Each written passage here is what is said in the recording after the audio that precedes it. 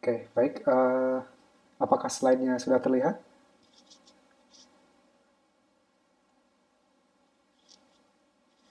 Oke, oke. Baik, kalau gitu ini saya sudah coba record ya. Eh, Nanti saya posting juga recordnya. Oke, kita mulai saja. Oke, selamat siang untuk semuanya. Eh, Kemudian semoga semuanya sehat-sehat ya. Ini. eh,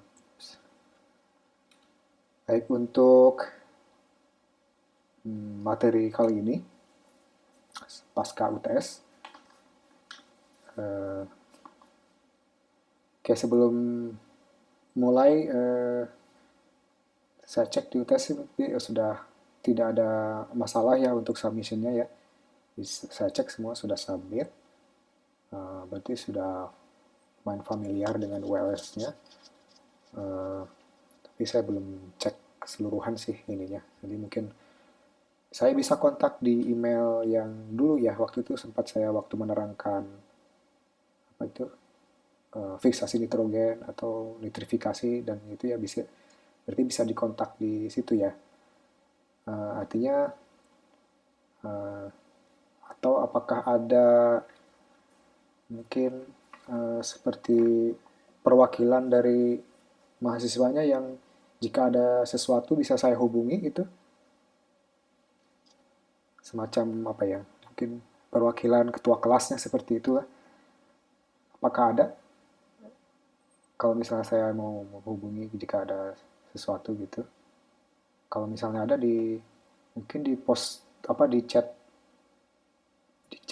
direct private ke saya aja ya di sini, apa maksudnya, email dan nomor teleponnya, karena saya belum punya. Misalnya kalau misalnya ada sesuatu saya bisa kontak itu, misalnya ada perubahan jadwal atau apa, mudah-mudahan tidak ada perubahan jadwal atau misalnya untuk kuliahnya gitu, tapi supaya sinkron, eh, antara jadwal kuliah saya misalnya kapan Zoom, kapan video, dan untuk hal lainnya, jadi mungkin bisa tolong di posting di chat pribadi saya kalau memang ada gitu ya, supaya saya bisa menghubungi. Oke, untuk materi kali ini kita akan membahas mengenai mikroba dan proses geologis. Jadi mikroba dan proses geologis ya. Jika dilihat geologis berarti geo bumi, logos ya, pengetahuan atau ilmu tentang bumi. Artinya jadi, intinya adalah bahwa evolusi bumi atau mulai pembentukan bumi sampai apa, bumi yang kita lihat sekarang ini, planet bumi, apa bentang alamnya, landscape-nya gitu, itu tidak hanya berubah secara fisika ya, tapi mikroba juga berperan dalam proses evolusi geologi itu gitu. Jadi misalnya pembentukan batuan, jenis batuan yang ada itu, eh, jenisnya dan sifat-sifatnya itu ditentukan juga oleh proses mikrobiologi. Ya, sepintas misalnya di sini, apa, bisa dilihat ya, ini suatu bukit di Australia ini. Di Australia itu, tanahnya memang terkenal gersang dan apa, merah ya. Saya juga pernah di sana berapa tahun gitu. Memang terlihat sekali. Jadi misalnya di sini bisa kita lihat nih, seperti ada semacam lapisan-lapisan ya, lapisan-lapisan. Terus ini tanahnya warna merah. Nah ini sebetulnya ada ceritanya, sejarahnya, mengapa demikian. Dan itu ada hubungannya dengan aktivitas mikroorganisme seperti yang akan kita bahas nanti. Nah, jadi, eh, seperti ini tuh orang melihat, ada ceritanya bagaimana sih seperti terjadi seperti ini gitu, apa penyebabnya gitu. Nah itu, yang akan kita bahas ya.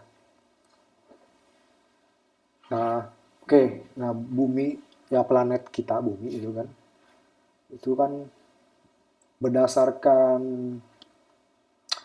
eh, apa namanya, pengukuran isotop, ya pengukuran isotop, di sini sih pengukuran isotop uranium ya, untuk mengukur bumi itu.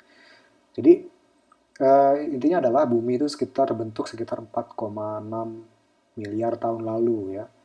4,6 miliar tahun lalu, kondisinya jauh sekali dengan sekarang ya. Jadi misalnya ini ada, ini sih artis yang mencoba untuk menggambarkan kira-kira bagaimana sih kondisinya bumi itu di 4 miliar tahun lalu gitu ya. Seperti ini kan, semua masih panas gitu ya. Batuan masih panas, segala macam, meteor masih bombardir, atmosfer juga beda. Ini banyak sekali gas rumah kaca di sini ya, tidak ada oksigen waktu itu. Jadi hostile atau tidak berbahaya lah untuk kehidupan gitu. Untuk kehidupan itu berbahaya, tidak ada kehidupan di waktu itu. Tapi yang kita lihat sekarang seperti ini ya, bumi yang kita tahu sekarang ini ya, artinya subur ya, banyak kehidupan. Nah, itu semuanya itu bagaimana gitu, apa sih yang itu bisa dari sini ke sini dalam jangka waktu yang lama ini. Nah, itu mikroorganisme berperan sangat penting di situ, di mana kehidupan awal itu adalah mikroba di sini ya. Ketika yang lain belum bisa hidup, kehidupan diawali dengan prokariot yang satu sel itu. Kemudian berevolusi sehingga mengubah wajah bumi ya sampai sekarang ini. Ada satu misalnya kelompok bakteri yang salah satu yang sangat berperan gitu, sehingga mengubah wajah bumi yang tadinya misalnya nih atmosfernya itu berbahaya ya, kita manusia misalnya hidup di zaman ini, kita tidak bisa hidup karena atmosfer berbahaya, tidak ada oksigen, kemudian gas metan dan lain-lain ya, karbon monoksida, sehingga sampai sekarang kita bisa menghirup udara segar ya, atmosfer penuh oksigen gitu. Itu ada bakteri yang mengubah itu gitu. Oke, nah kembali lagi ke gambaran di awal ya. Jadi berdasarkan ilmuwan ini diukur ya, berdasarkan radioisotop itu batuan ini sudah berusia sekitar 3,5 miliar tahun lalu ya. 3,5 miliar tahun lalu. Jadi sudah tua ini batuan ini. Dan dia ada di permukaan gitu ya. Nah, bisa dilihat sini permukaan lapisan berwarna merah jingga itu merupakan hasil oksidasi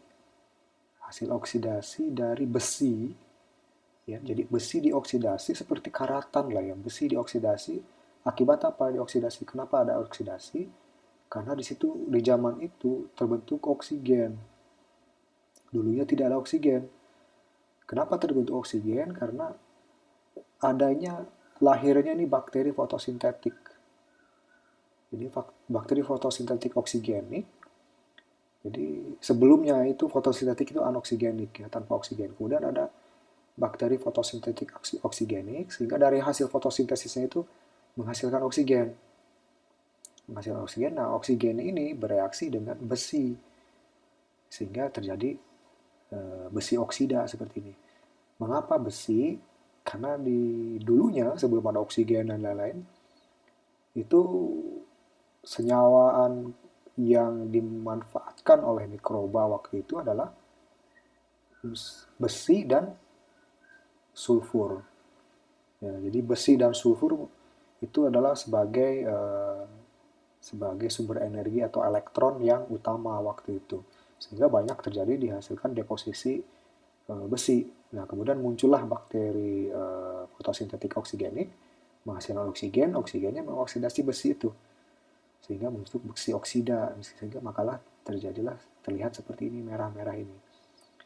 Nah, dengan demikian bahwa ingat tadi bahwa usia bumi 4,6 miliar, kira-kira 3,5 miliar, lalu berarti sekitar 1 miliaran lebih ya dari itu sebenarnya mungkin sudah muncul bakteri fotosintetik oksigenik ini. Sehingga mengubah terjadilah seperti ini. Ya.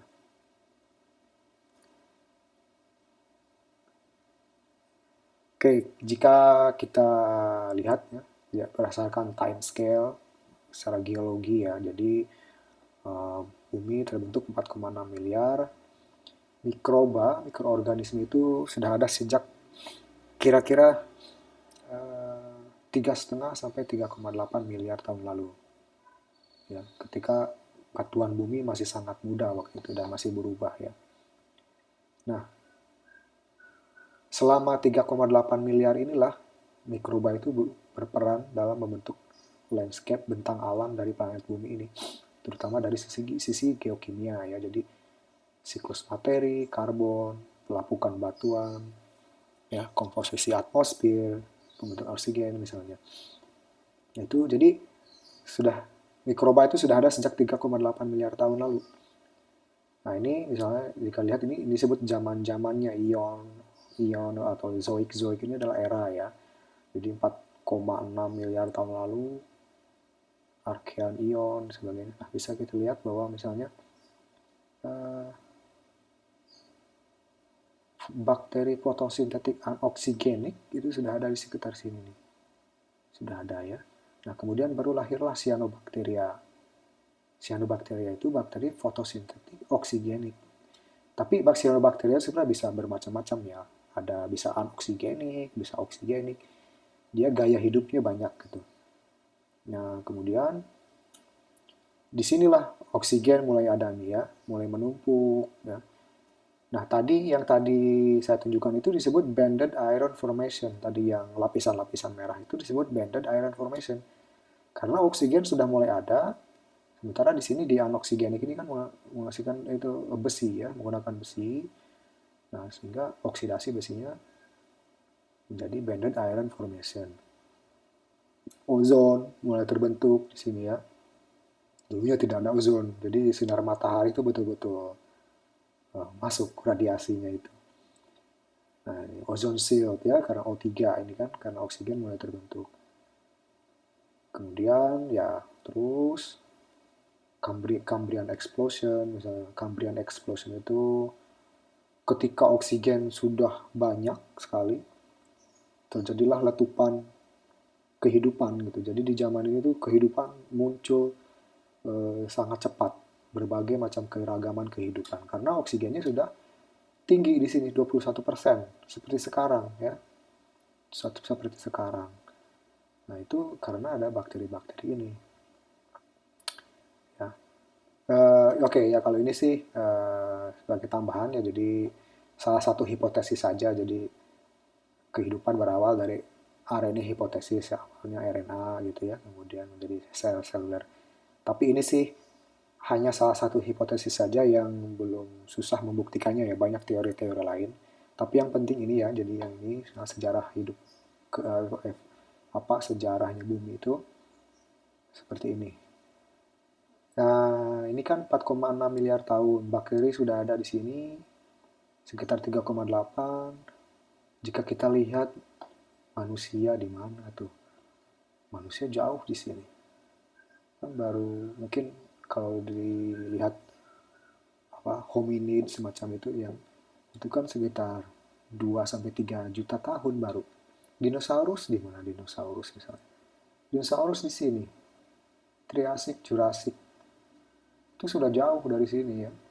Bumi sudah lama hidup pada kehidupan bakteri dan lain-lain.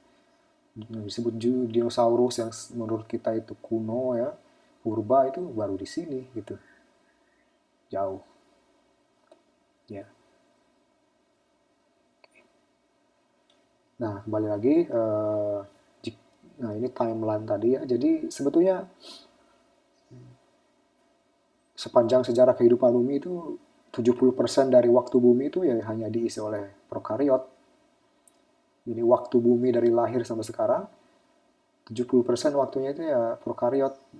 Itu jadi selama 70% itu tidak ada yang lain, hanya prokariot saja, bakteri, archaea ya. Nah, jadi zaman ini ya, kemudian nah ini archaea ya, ini 3,7 sekitar miliar tahun lalu. Prokariot pertama ya, lalu disebutnya Last Universal Common Ancestor, LUCA ya. Kemudian cyanobacteria 2,7 miliar tahun lalu. Nah, eukariot, tapi tentunya eukariot uniseluler ya, itu baru terbentuk di 2,5 miliar tahun lalu. Nah, disinilah akibat cyanobacteria ini ada yang disebut dengan Great Oxygenation Event. Yang tadi, pembentukan oksigen itu. Oksigen meningkat di atmosfer ya. Terus sampai sini ya. Jadi kalau seandainya ini nih sejarah bumi ini kita bentuk dalam berupa jam, 24 jam gitu ya. Jadi dari mulai titik nol sampai sekarang di jam ke-24 itu bakteri atau archaea sudah ada di jam 7 pagi. Ya, jam 7 pagi sudah ada mereka. Kita ini manusia dan homo genus homo lainnya itu hanya di detik-detik terakhir saja dari 24 jam itu. Ini sekitar 3 detikan ya manusia modern itu ada. Jadi kita itu pendatang baru. Ya, pendatang baru. Yes. Nah, ini oksigenasi di sini ya, salah satunya nih. Ini mulai menghasilkan oksigen. Ya, terutama ini makhluk hidup tingkat tinggi ada di sini ya. Dinosaurus di sini. Di hampir jam 11 malam. Ya, hampir jam 23. Ya, dinosaurus. Oke. Jadi kondisi dulu bumi itu ya, atmosfer bumi purba itu masih gas rumah kaca, tidak ada oksigen. Kehidupan awal itu kemungkinan besar terjadi di air, dan di sana adalah reaksi redoks untuk elektron untuk memanen energinya itu masih menggunakan besi dan sulfur sebagai sumber elektronnya. Nah, kemudian muncullah bakteri fotosintetik anoksigenik ya, sehingga mengubah wajah geologis dengan bentukan 12C. Mengapa seperti ini? Karena fotosintetik itu kan menghasilkan mereduksi karbon ya, mereduksi karbon sehingga menjadi karbon organik. Jadi yang karbon misalnya anorganik dari CO misalnya karbon monoksida dan CO2 menjadi karbon organik dengan cara direduksi. Direduksi artinya dia diberi elektron. Nah, dulu sih sebelum adanya fotosintetik oksigenik itu biasanya karbonnya itu kan berupa asetat seperti itu ya. Kalau sekarang kan glukosa ya, itu glukosa. Jadi bakteri pereduksi sulfat dan oksidasi sulfur itu berperan dalam pembentukan lapisan atau sedimen besi di batuan yang tadi ya. Kemudian cyanobacteria mengubah wajah kehidupan bumi dan atmosfer dengan produksi oksigen. Jadi bisa dilihat ini 3 event utama ya.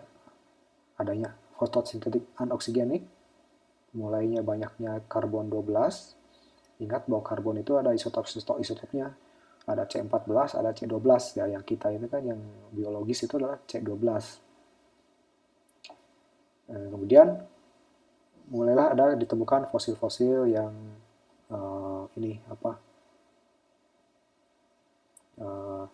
reduksi sulfat itu seperti ini, kemudian oksidasi sulfur ya. Nah, jadi besi dan itu sulfur dibuat di sini, kemudian muncullah cyanobacteria di sini ya.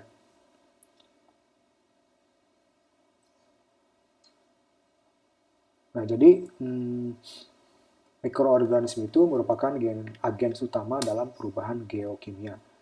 Jadi ada terjadinya agens untuk daur ulang materi di biosfer ya, seperti yang dijelaskan di kuliah yang dulu.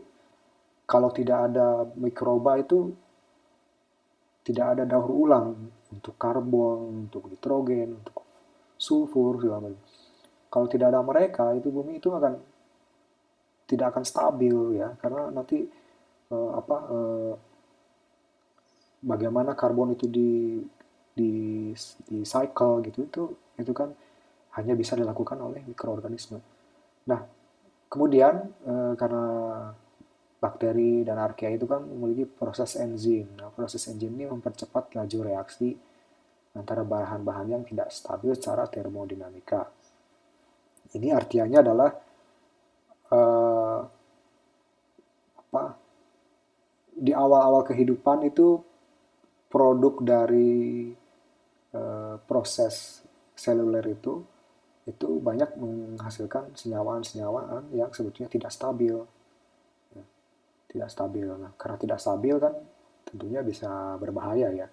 Nah, kemudian proses enzim itulah gunanya salah satunya adalah untuk menggunakan senyawaan yang tidak stabil itu gitu. Nah, jadi jika dilihat bahwa sebetulnya reaksi biokimia di dalam sel itu kan sebenarnya hanya bisa dibagi dua ya, reaksi reduksi. Oh,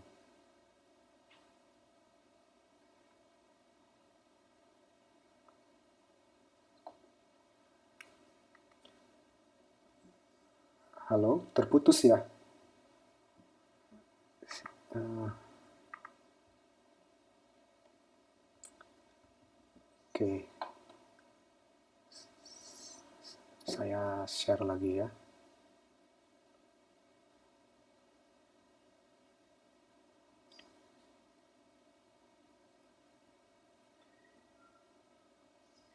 Oke,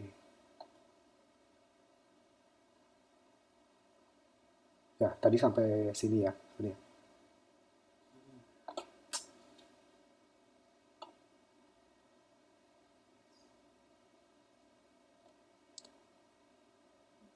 Oke. Tes, tes, suara saya terdengar? Suara saya terdengar dan screen saya bisa terlihat?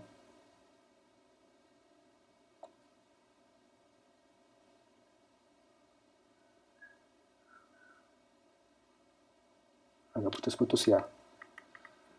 Hmm, sinyalnya ya. Oke, mudah-mudahan tidak terjadi lagi. Tadi saya sampai mana itu? Reaksi redox ya kalau tidak salah.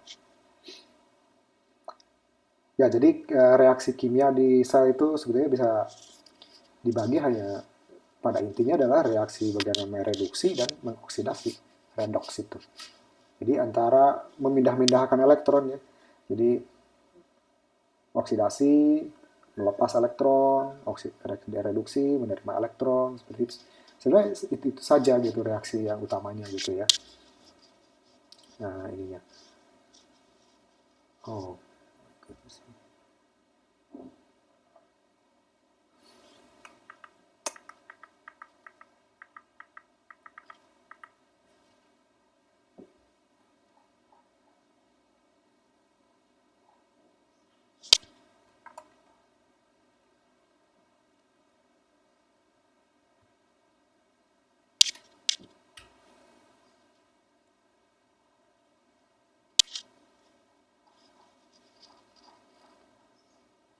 putus lagi ya. Hmm,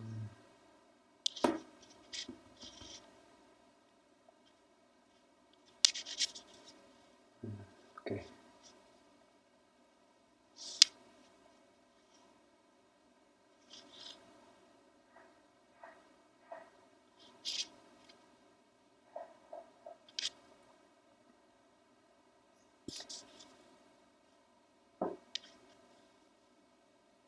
Oke, saya lanjut ya.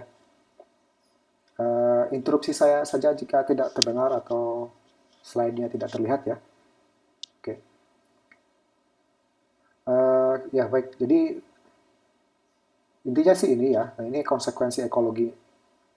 Oh, no idea what happened.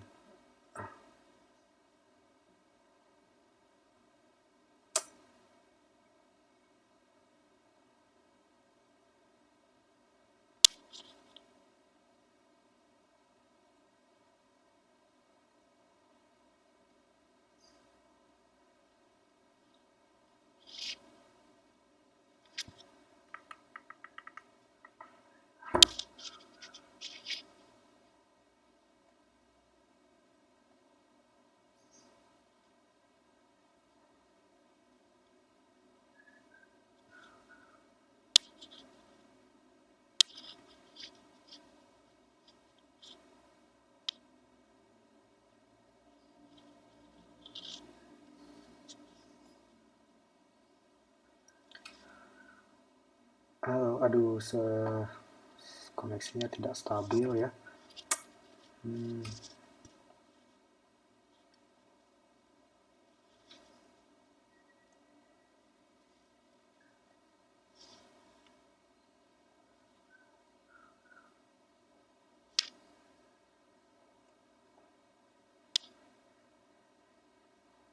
Oke, dilanjutkan.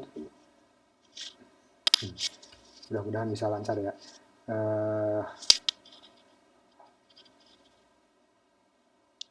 Nah, kita lihat saja. Interupsi saya jika tidak terlihat atau tidak terdengar. Ini ya. Oke.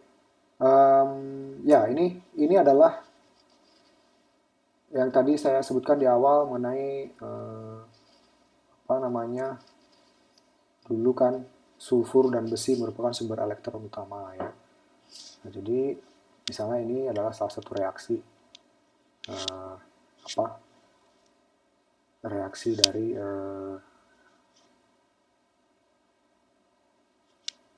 reaksi kimia untuk dari pembentukan energi dari reaksi redoks di besi dan sulfur ya. Jadi bisa lihat di sini ya. Intinya adalah di sini reaksi ini nantinya akan menghasilkan, misalnya untuk reaksi ini akan menghasilkan hidrogen ini misalnya. Nah, hidrogen ini kan akan dijadikan sebagai sumber elektron untuk mereduksi C anorganik menjadi C organik. Ya, jadi dulu itu misalkan ini C-nya itu CO2, karbon monoksida. Nah, strategi bakteri itu adalah dengan seperti ini. Nah, nanti dihasilkan hidrogen.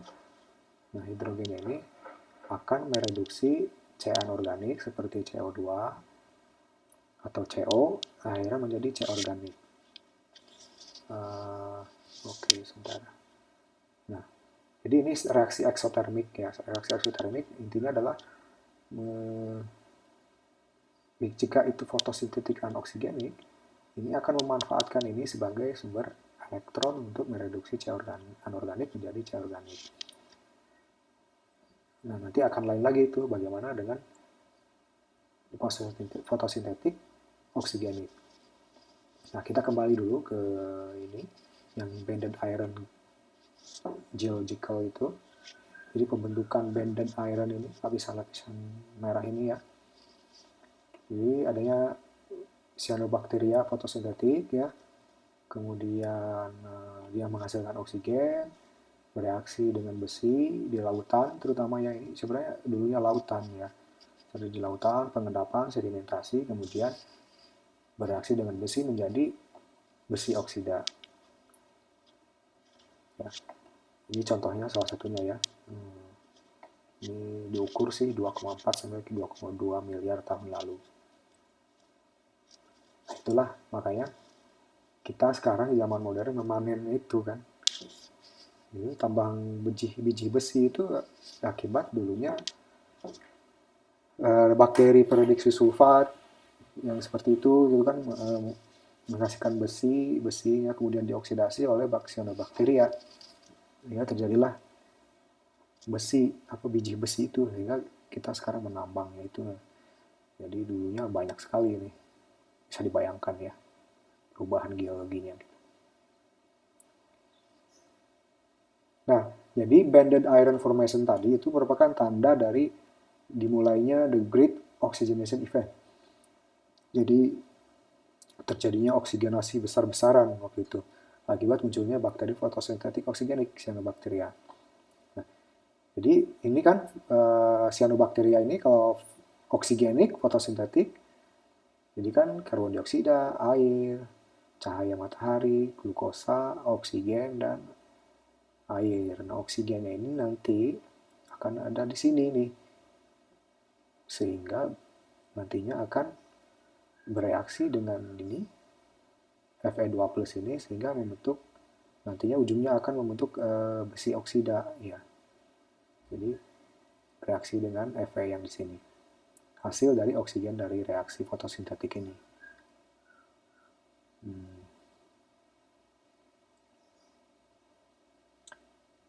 Nah, selain banded iron formation tadi, ada juga struktur yang disebut stromatolite. Ya, ini stromatolite ini sebenarnya bukti bahwa dulunya memang ada cyanobacteria dalam jumlah besar dan terjadi oksigenasi besar-besaran. Gitu. Nah, karena struktur stromatolite ini sebetulnya sekarang ada. Gitu. Sekarang ada misalnya di Australia, di Afrika Selatan, ya, di beberapa tempat lain. Yang besar ada di contohnya di Australia ini ya.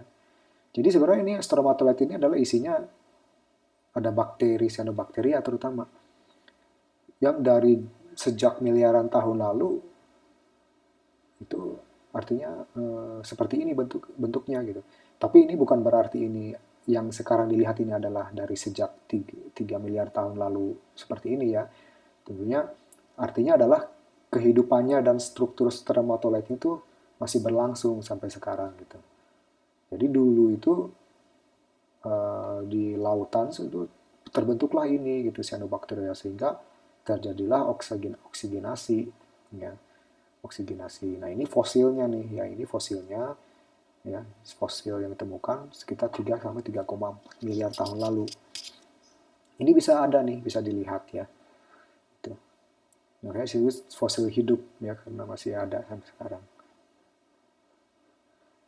Nah, jadi tadi saya kemukakan di awal bahwa kehidupan pada dasarnya adalah oksidasi, reduksi, ya, oksidasi, elektron berpindah, elektron lepas, gitu kan, sehingga teroksidasi. Kemudian reduksi artinya dia menangkap elektron. Sebenarnya reaksi itu seperti itu aja. Nah, pada intinya adalah baik yang strategi kehidupan itu kan sebenarnya intinya adalah bagaimana memindah-mindahkan elektron untuk mendapatkan energi. Ya. Jadi elektron dipindah-pindah-pindahkan sehingga terbentuk ada energi bebas yang bisa dipanen gitu. Nah, sebelum oksigenik tadi sumber elektronnya itu kan ini H2S ya, misalnya besi, mangan, H2, CH4, metan gitu. Ini sebagai sumber elektronnya. Nah, hanya ini itu tidak efisien. Tidak efisien karena apa? Eh, pertama dari segi jumlah tidak terlalu banyak ya. Kedua dari segi reaksi kimianya juga tidak terlalu mudah. Gitu. Nah, sehingga anoksigenik ini sampai sekarang juga tidak terlalu dominan gitu, masih ada kan fotosintetik anoksigenik. Nah, sehingga yang dominan itu adalah oksigenik, fotosintetik oksigenik. Nah, mengapa gitu? Nah ini kan tadi sebagai sumber elektronnya nih.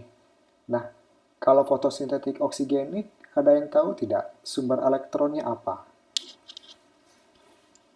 Kira-kira. Ada yang bisa jawab? Sumber elektron dari untuk oksigenik, fotosintetik?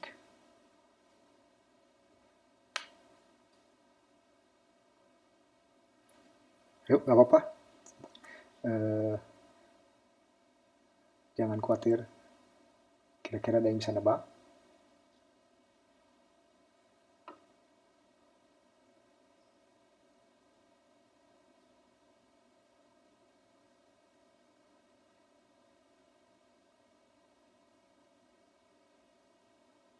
ATP. Oke, ATP ya. Kemudian ada lagi? Kira-kira yang bisa menebak? Sumber elektronnya. NADPH, oke. Mungkin sampai 3, satu lagi mungkin ya. Ada lagi yang bisa menebak?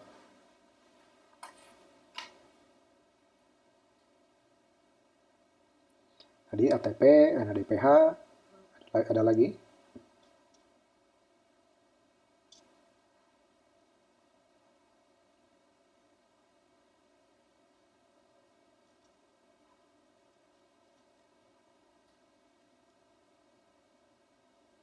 Tidak ada? Oke. Air.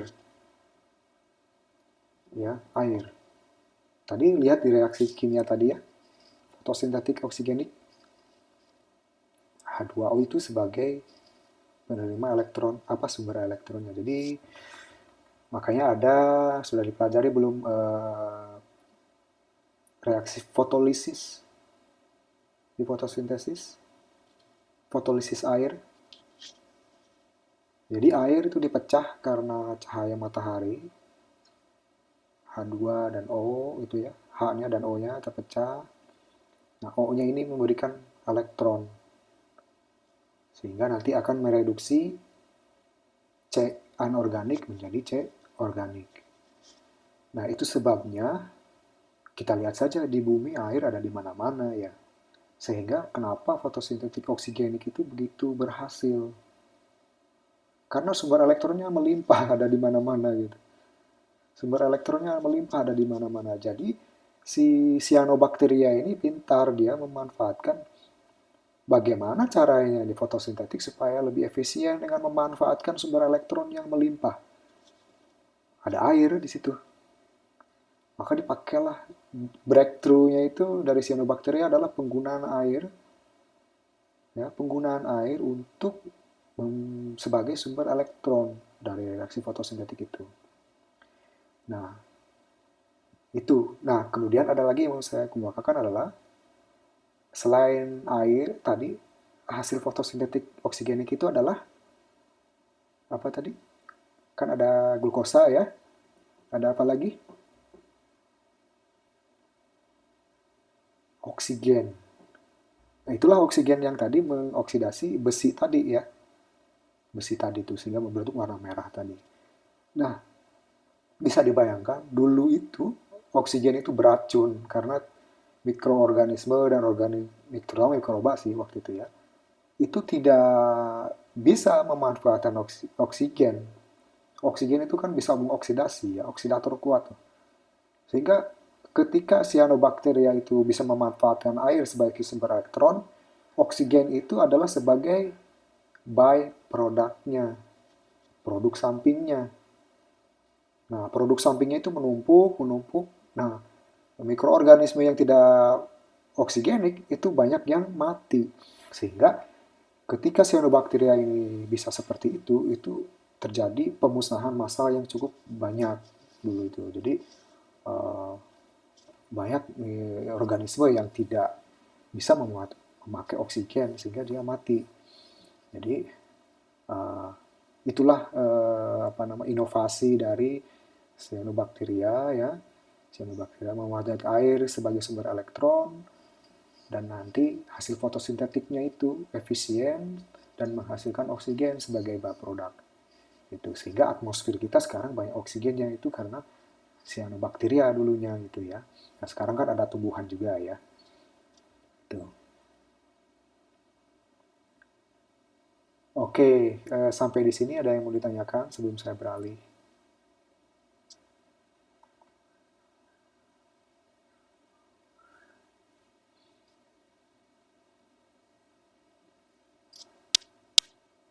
Tidak ada? Oke, kemudian kita berlanjut ya ke artinya aspek geologis yang lain yaitu apa, gunung api ya, gunung api. eh, Ya bumi juga dulu masih panas ya, lava keluar, magma lava keluar ya. Nah dari situ kan bagaimana kehidup apa lava magma itu sehingga menjadi batuan atau tanah yang bisa dimanfaatkan.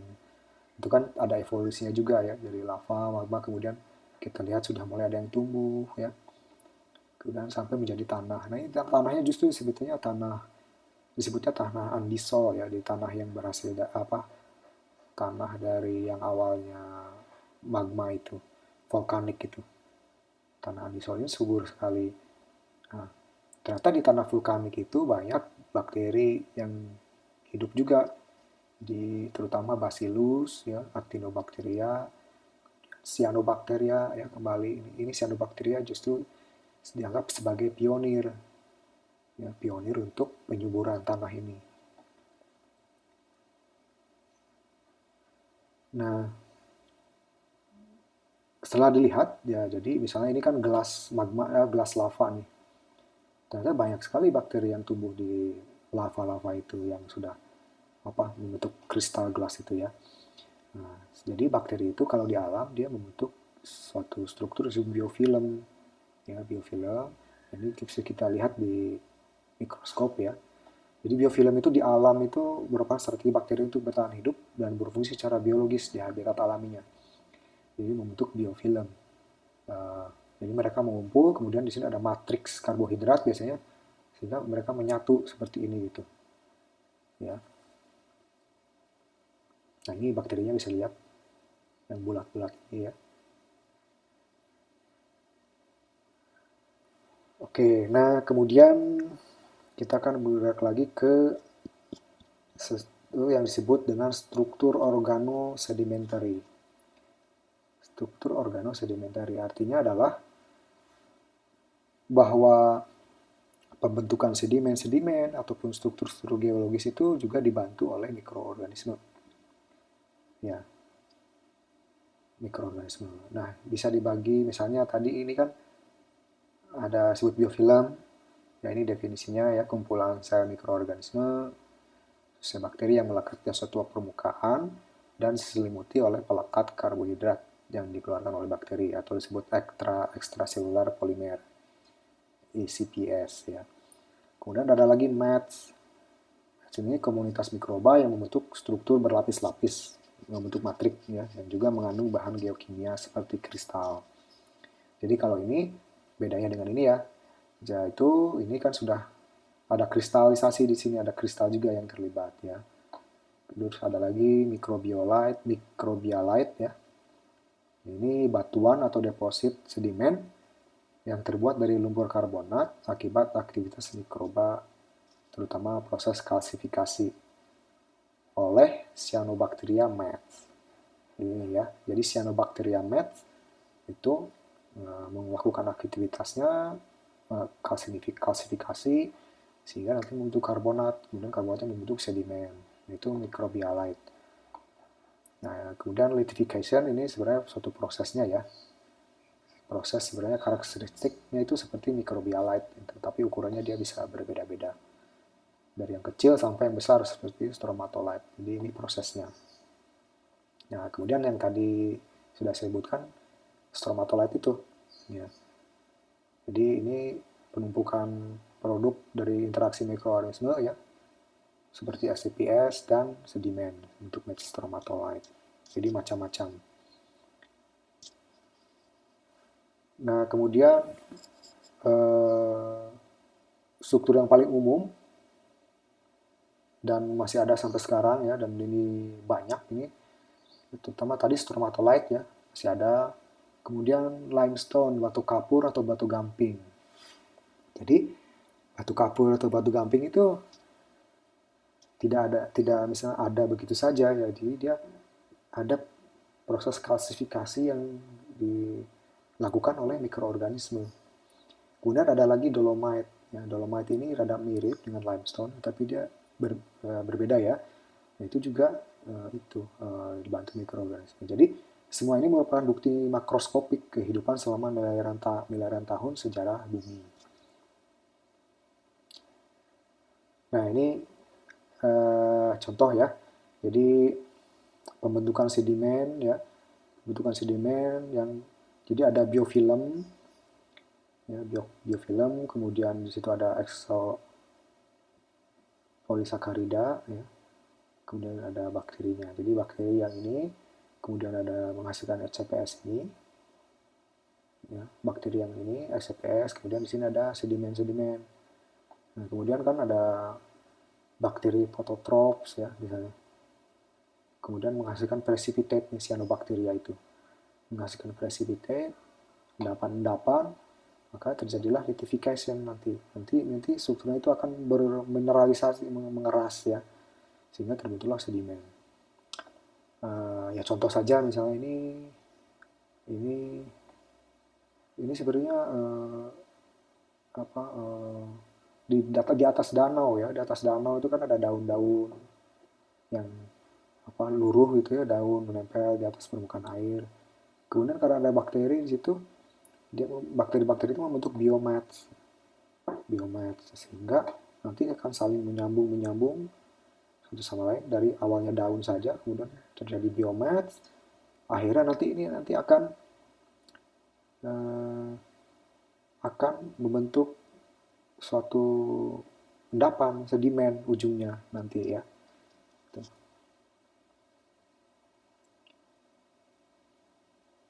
Oke, nah ini contoh saja ya pembentukan silikat di tanah. Ya, silikat ya di tanah oleh mikroba misalnya. Ada yang disebut smaktite. Ya, jadi ini adalah diagram untuk membentuk smaktite menjadi illite. Gitu. Ini dua sedimen yang berbeda. Jadi smaktite misalnya smaktite itu mengandung Fe3+ ya. Kemudian karena reaksi enzimatik oleh mikroorganisme yang mereduksi besi, ya, jadi reduksi besi ini, besinya diberi elektron, direduksi ya. Nah, terbentuklah smaktite yang Fe2. Nah, Fe2 ini kan bisa larut luruh ya. Nah, luruh. Kemudian ini akan berinteraksi dengan misalnya karbonat atau fosfat gitu ya. Sehingga nanti akan membentuk kristal baru yang disebut illite. Ya. Nah, ini smaktite itu seperti ini. Jadi struktur ini sebenarnya dibentuk oleh mikroorganisme. Ya, di sini juga masih ada tentunya bangkai-bangkai atau bahkan yang masih hidup mikroorganismenya ya. Kemudian ini illite tadi ya, dari smaktite ke illite itu karena adanya bakteri tereduksi besi tadi. Ya. Kemudian untuk dolomit, nah dolomit ini ada sedikit rumit ya, sebenarnya prosesnya panjang sekali. Pada intinya adalah eh, ada magnesium sulfat di situ ya, kemudian eh, magnesiumnya sulfatnya dipakai, direduksi, kemudian magnesiumnya dilepas sehingga banyak Mg, ion magnesium ya. Kemudian dari situ eh, di sini kan ada magnesium tadi ya, lepas tadi magnesium. Nah kemudian kan di sana kan ada juga eh, karbonat gitu, sehingga magnesium yang lepas tadi itu dari sini pemecahan magnesium sulfat akibat reduksi sulfat tadi bereaksi dengan karbonat ini sehingga terbentuk magnesium karbonat. Nah, ada juga kalsium ya sehingga bentuk kalsium karbonat. Kemudian bereaksi lagi dengan misalnya tadi ekstrapolisakarida tadi ya, ekstrapolisakarida. Hingga ketiga ini bereaksi menghasilkan dolomit seperti ini ya. Nah, mungkin ini detail ininya ya, detail apa reaksinya. Jadi kalsium karbonat, kemudian ada magnesium tadi kan, kemudian asam karbonat, kemudian terjadilah kalsium magnesium karbonat ya. Ini yang replacive artinya mengganti kalsium karbonat menjadi kalsium magnesium karbonat. Kalau ini primary artinya yang utama.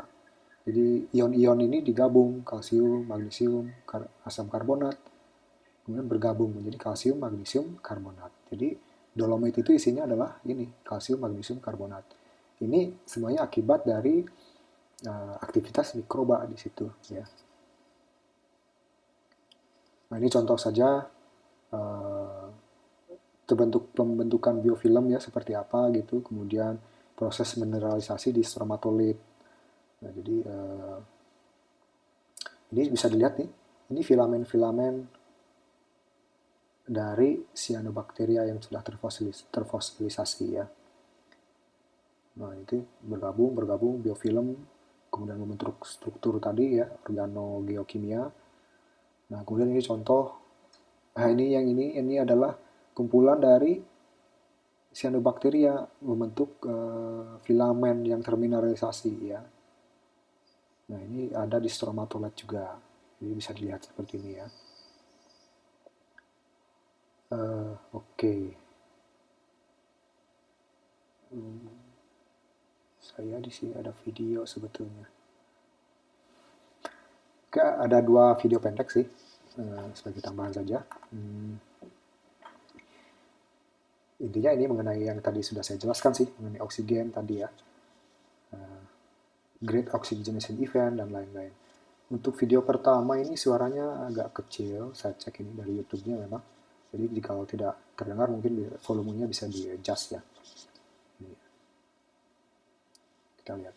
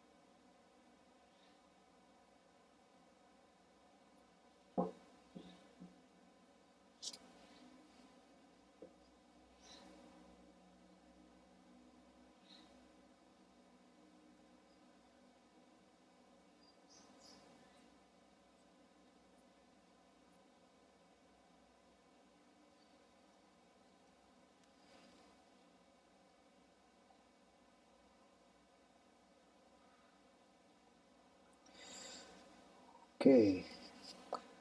Uh, ya, tadi sebutkan ya, 95% lebih mikro kehidupan waktu oksigenasi itu punah ya akibat adanya oksigenasi tadi. Suhu bumi juga berubah jadi dingin ya karena pembentukan ozon yang tadinya panas itu kan. Sebelum ada ozon sinar matahari masuk, kemudian karena ada ozon jadi semakin dingin ya. Jadi itu.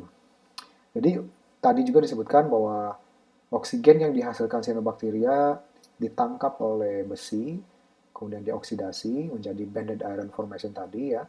Ketika iron-iron itu sudah mulai apa jenuh, artinya jenuh teroksidasi, sudah banyak besi-besi yang teroksidasi sehingga apa sudah mau habis ya besi, artinya besi yang dioksidasi itu sudah mulai habis, barulah oksigen itu bisa lepas ke atmosfer ya karena tidak ada yang menangkap lagi kan. Nah, disitulah baru organisme banyak yang kemudian mati, tapi ada lagi muncul yang berevolusi untuk memanfaatkan oksigen tadi. Oke, ini video kedua, ini cuma 4 menit sih ya, coba kita lihat.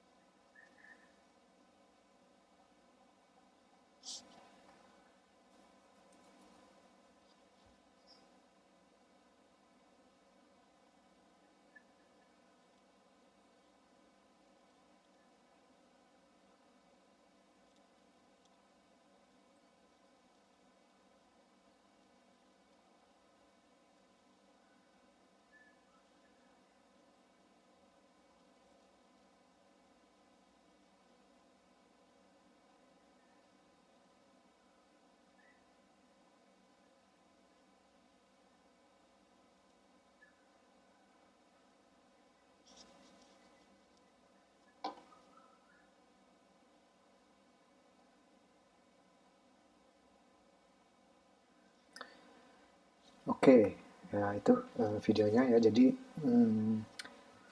inovasi terpentingnya bahwa kita bisa melihat kehidupan seperti sekarang dengan struktur geologis yang sekarang di bumi itu pertama inovasi dari segi pemanfaatan air sebagai donor elektron dan adanya oksigen yang dihasilkan.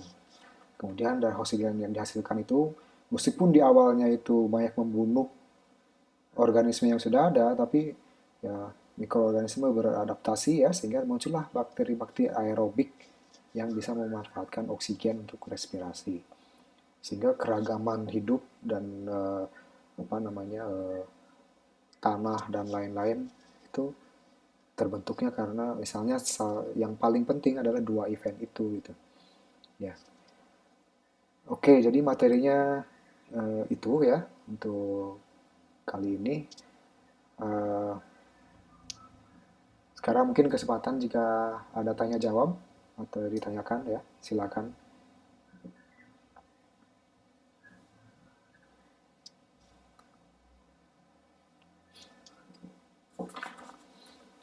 Hmm,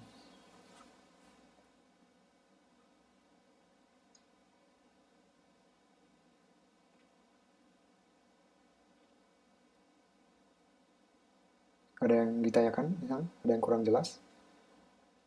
Atau ada pertanyaan?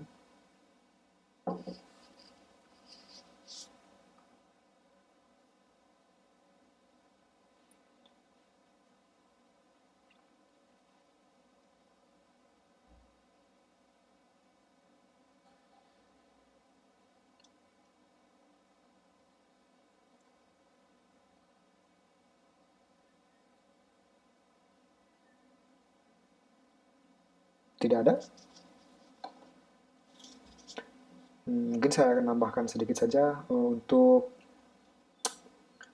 eh, yang tadi untuk pembentukan struktur itu ya seperti dolomite, kalsifikasi tadi, itu kan orang juga sudah memanfaatkan itu ya untuk apa namanya yang disebut dengan bioconcrete gitu. Jadi beton yang di situ ada mikroorganisme yang bisa membentuk kalsifikasi tadi gitu sehingga beton misalnya beton di struktur bangunan itu kalau misalnya ada retak atau apa karena di situ ada bakteri misalnya yang bisa mengkalsifikasi pembentukan mineral tadi dia bisa self healing gitu jadi yang retak-retak itu bisa disambung kembali gitu jadi itu uh, belum begitu banyak sih aplikasinya tapi sudah pernah ada dicoba ya untuk biokongkrit tadi gitu jadi karena terjadinya tadi yang seperti pembentukan dolomite dan lain-lain kalsifikasi tadi atau dengan magnesium gitu ya sehingga misalnya ada konkret beton yang retak atau apa itu bisa self healing tersambung kembali ininya. Oke, itu saja sih. Jika tidak ada pertanyaan, betul tidak ada pertanyaan ya berarti mungkin sampai di sini saja materi kuliahnya. Untuk selanjutnya kita akan membahas mengenai hmm, mikroba ekstremofil ya, sepertinya. Mikroba ekstremofil. Jadi mikroba-mikroba yang hidup di kondisi-kondisi ekstrim. Nah, ini ada hubungannya juga dengan sejarah awal bumi tadi karena kondisi ekstrim kan, suhu panas, kemudian dan lain-lain ya. Jadi itu. Uh, Oke, saya beri kesempatan lagi jika ada pertanyaan. Kalau tidak ada, jika ada,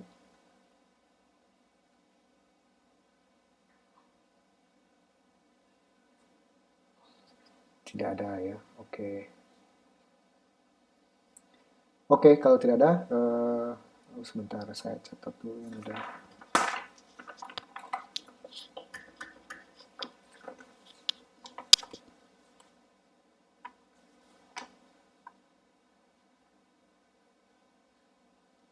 Oh, oke, saya terlambat membaca ini, tapi saya sudah coba record sih pakai software lain. Oke, kalau begitu selamat siang untuk semuanya.